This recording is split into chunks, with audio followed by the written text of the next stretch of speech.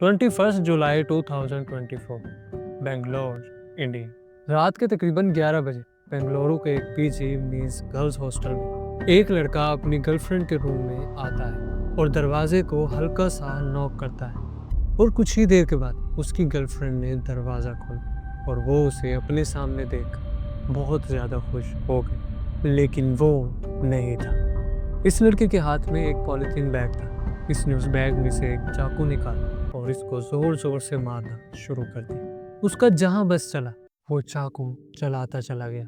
इस लड़की ने अपने आप को बचाने की बहुत कोशिश की, मगर वो नहीं रुका।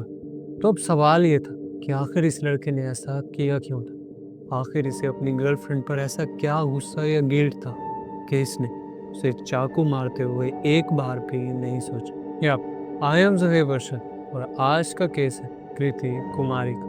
तो चलें शुरू करते हैं। कृति ईयर 2000 में बिहार की एक मिडिल क्लास फैमिली में पैदा हुई। इसके माँ बाप इसको पढ़ा लिखा कर एक बड़ी पोस्ट पर देखना चाहते थे and she was also committed in doing so.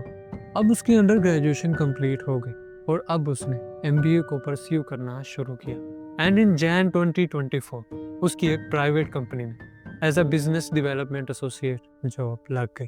लेकिन अब मसला ये था कि वो कंपनी बेंगलोर की थी और अब इसको जॉब के लिए बेंगलोर जाना था। और दूसरी बात ये कि बेंगलोर कृति के लिए एक बिल्कुल ही नई जगह थी, क्योंकि ना तो वहाँ पर उसका कोई दोस्त था और ना ही कोई रिश्तेदार। और अब इसको वहाँ पर रहने के लिए एक रेंटल अपार्टमेंट में ही रहना पड़ता था, क्योंकि अब कृति फैमिली में रहती थी। इसी वजह से उसको अकेले रहना बिल्कुल भी पसंद नहीं था।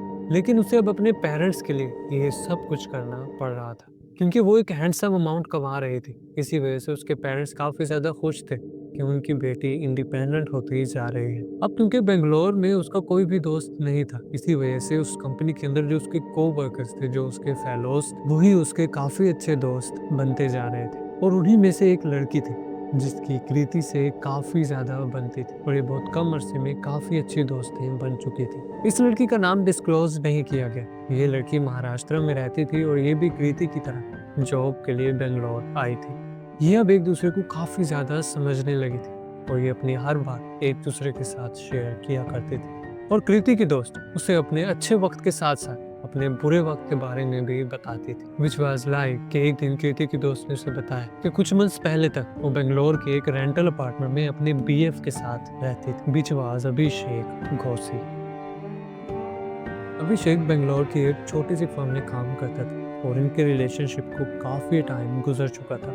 लेकिन कुछ मंथ्स के बाद ही अभिषेक की जॉब चली गई और अब इनमें प्रॉब्लम्स आना शुरू हो गए। अब ये लोग तकरीबन हर रोज ही लड़ा करते थे और जब अभिषेक के पास पैसे नहीं होते तो कृति की फ्रेंड ही उसे फाइनेंशियल सपोर्ट किया करती थी, जस्ट बिकॉज कि वो उससे प्यार करती थी। लेकिन अभिषेक हमेशा अनग्रेटफुल ही रहा। वो उसे अक्सर कहता था कि तुमने मेरे लिए किया ही क्या है। और जब भी कृति की फ्रेंड अपने बीएफ को कोई जॉब करने के बारे में कहती तो वो काफी ज्यादा चिढ़ जाया करता था। उसे ये लगता था कि वो उसे नीचे दिखाने की कोशिश कर रही है। और अब इसी वजह से कृति की फ्रेंड अब काफी ज्यादा परेशान रहने लगी थी और अब वो अपने काम पर भी ज्यादा तवज्जो नहीं दे पा रही थी। और अब जब उसने अपनी ये स्टोरी अपनी फ्रेंड कृति को बताई तो उसने कहा कि उसे अपने इस टॉक्सिक रिलेशनशिप से छुटकारा ले लेना चाहिए।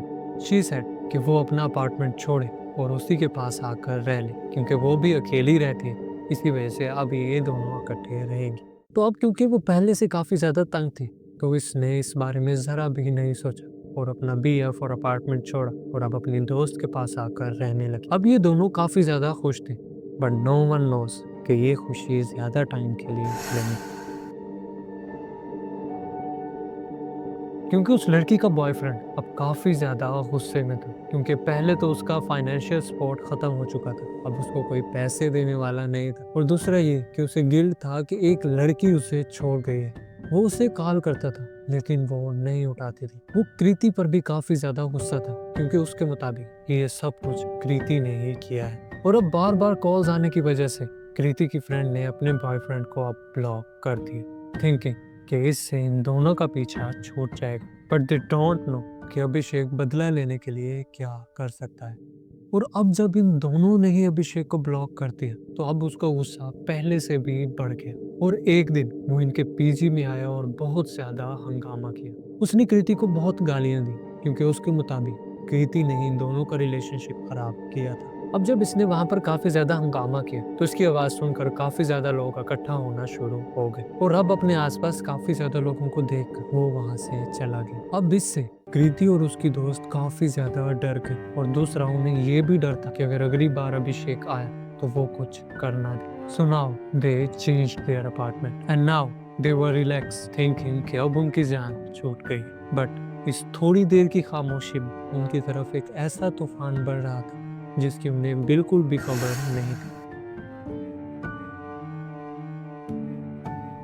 21 जुलाई 2024 रात के 11:15 पर कृति पूरे दिन काम करने के बाद अब रिलैक्स होने के लिए अपने बिस्तर पर जाकर लेट गई और कुछ ही देर के बाद उसके दरवाजे पर नॉक हुई।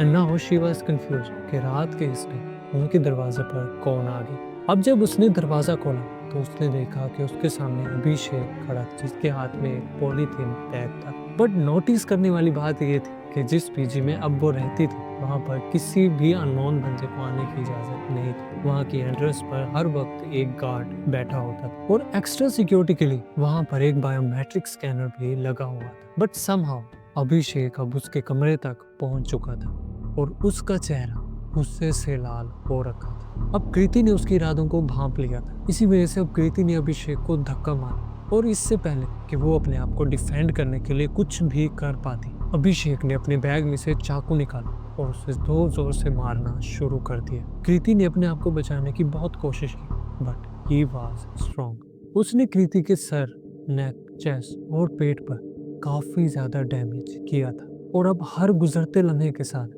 कृति की मूवमेंट्स स्लो होती जा रही थी। अब काफी शोर सुनने के बाद कुछ लड़कियां बाहर आई और सीढ़ियों से नीचे उतरी और अब अभिषेक जानता था कि अगर उसने ज्यादा देर की तो वो पकड़ा जाएगा, तो इसी वजह से वो अब जल्दी से भाग गए।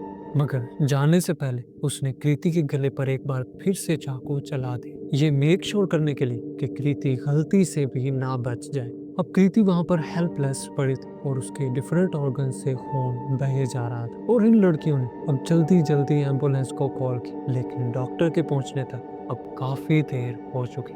And now she is no more with us. Fortunately वहाँ के सीसीटीवी में अभिषेक का चेहरा क्लियरली देखा जा सकता है और अब पुलिस काफी ज्यादा कॉन्फिडेंट थी कि वो अभिषेक को जल्द ही पकड़ लेंगे। लेकिन अब पुलिस के लिए सबसे पहला सवाल ये था कि उस पीजी की एंट्रेंस में हर वक्त एक गार्ड बैठा होता है और वहाँ पर एक बायोमेट्रिक स्कैनर भी लगा हुआ है, तो अभिषेक अंदर कैसे आ गए? तो इन्वेस्टिगेशन से मालूम पड़ा कि रात के उस टाइम गार्ड अपनी फैमिली के साथ खाना खाने गया हुआ था और दूसरा बायोमेट्रिक स्कैनर उस पीजी के ओनर ने अपनी नेग्लिजेंस की वजह से कभी ऑन भी नहीं करवाया। तो अब ज्यादा पॉसिबिलिटी यही थी कि वो साइड से ही निकल गया होगा। अब पुलिस को मालूम पड़ा कि अभिषेक मध्य प्रदेश का रहने वाला था, तो पुलिस को यकीन था कि वो भागकर मध्य प्रदेश ही जाएगा। अब पुलिस ने मध्य प्रदेश पुलिस को इन्फॉर्म किया कि वो अभिषेक को ढूंढना स्टार्ट किया और इस केस के 3 दिन बाद 26 जुलाई 2024 को पुलिस को मध्य प्रदेश के बस स्टैंड अभिषेक मिल गया और अब अभिषेक ने बताया कि उसने कृति को सिर्फ इस वजह से मारा था क्योंकि उसने उनके रिलेशनशिप को खराब किया था और मेन वजह ये कि उसने उसके फाइनेंशियल सपोर्ट ही खत्म कर दी थी। अब अभिषेक पर कोर्ट ट्रायल्स चल रहे हैं और उम्मीद है कि अभिषेक को लाइफ इम्प्रिजनमेंट या डेथ पेनल्टी सुनाई जाएगी। इसके अलावा पीजी के ऑनर पर भी FIR काटी गई बिकॉज ऑफ द नेग्लिजेंस। जी हाँ, ये था हमारा आज का केस। उम्मीद है हमारी आज की ये एफर्ट आपको पसंद आई होगी। अगर पसंद आई हो तो लाइक, शेयर और सब्सक्राइब करना ना भूलिएगा। अब मिलते हैं एक नए केस के साथ, तब तक के लिए अल्लाह।